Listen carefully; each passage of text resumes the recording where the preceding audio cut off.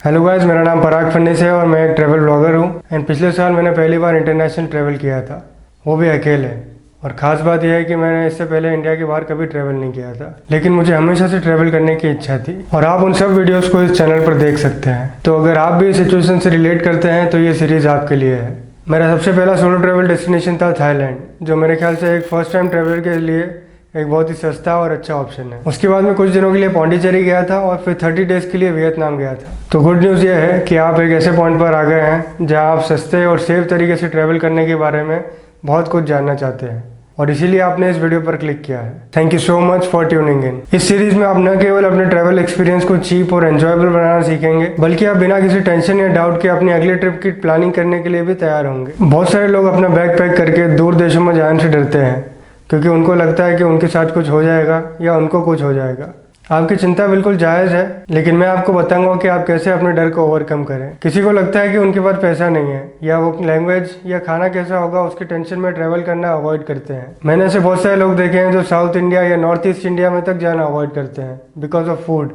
I think ये सब बहाने हैं जो आपको लिमिट करके रखते हैं। एंड बिलीव मी, मैं इन सब चीज़ों से गुजर चुका हूँ, लेकिन कुछ वक्त बाद चीज़ें पूरी तरह से बदल गई। और इस सीरीज़ के बाद आप भी अपने ड्रीम्स पूरे कर सकते हो, सोलो ट्रैवल कर सकते हो, और आपके पास कोई बहाना नहीं होगा जो आपको कहीं भी जाने से रोक सके। मैं जब छोटा था तब मेरे पापा मुझे हमेशा कहते थे कि तुझे अपने सारे काम खुद ही करते आने चाहिए, जिसका मतलब था कि अगर कोई काम कितना भी डिफ़िकल्ट क्यों ना हो, मुझे उसे एटलीस्ट अटेम्प्ट तो करना ही चाहिए। और जब मैं 18 साल का था तो मैं अपनी फोटोग्राफी की एजुकेशन के लिए मुंबई चला गया। इससे पहले मैं कभी अकेला भी नहीं रहा था, कहीं जाकर रहना तो दूर की बात थी। फिर मैंने मन ही मन सोचा कि यही मौका है कुछ नया करने का, और ये मौका शायद फिर कभी नहीं मिलेगा, शायद ये वक्त कभी लौट कर नहीं आएगा। तो मैं पूरे कॉन्फिडेंस के साथ मुंबई जैसे बड़े शहर में आ गया। मुंबई आने के बाद मुझे हमेशा सिर्फ एक बात से मोटिवेशन मिलता रहा, जो मेरे फोटोग्राफी के प्रोफेसर ने कही थी कि अगर ये लड़का मुंबई में रह गया तो दुनिया के किसी भी शहर में रहने के काबिल हो जाएगा।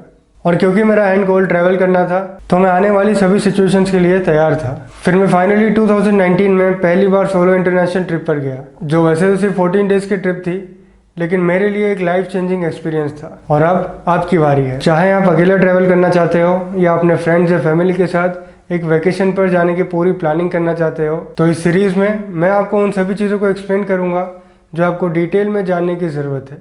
शुरू करने से पहले मैं आपको बताना चाहता हूँ कि हम इस सीरीज़ में क्या क्या सीखेंगे और किन किन चीज़ों पर बात करेंगे।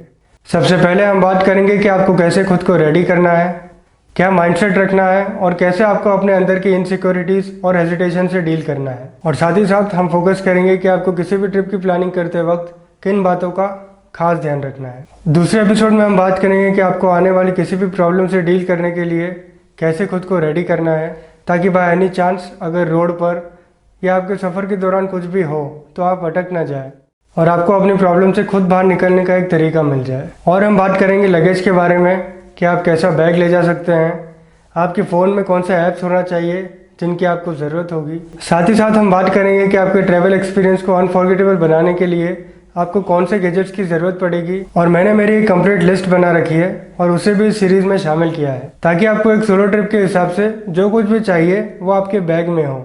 फिर तीसरे एपिसोड में हम बात करेंगे कि आप कैसे इंडिया के बाहर जाने के लिए या इवन इंडिया में ही घूमने के लिए सबसे सस्ती फ्लाइट्स ढूंढ सकते हैं। उसके बाद हम बात करेंगे अकोमोडेशन के बारे में कि आप सबसे सस्ते होटल्स या हॉस्टल्स कहाँ से बुक कर सकते हैं। फिर पांचवें एपिसोड में हम समझेंगे कि एक बार दूसरे देश में पहुँचने के बाद आप कैसे वहाँ पर घूम सकते हैं और क्या अलग अलग तरीके हैं। जैसा कि आप जानते होंगे कि हर देश में बहुत सारे ऑप्शन रहते हैं, लेकिन हम बात करेंगे उनके बेनिफिट्स और डिसएडवांटेजेस के बारे में। फिर हम बात करेंगे खाने पीने के लिए सस्ते और अच्छे जगहों को ढूंढने के बारे में, और क्या दूसरे ऑप्शंस हो सकते हैं जिनसे आपका पैसा भी बच सकता है।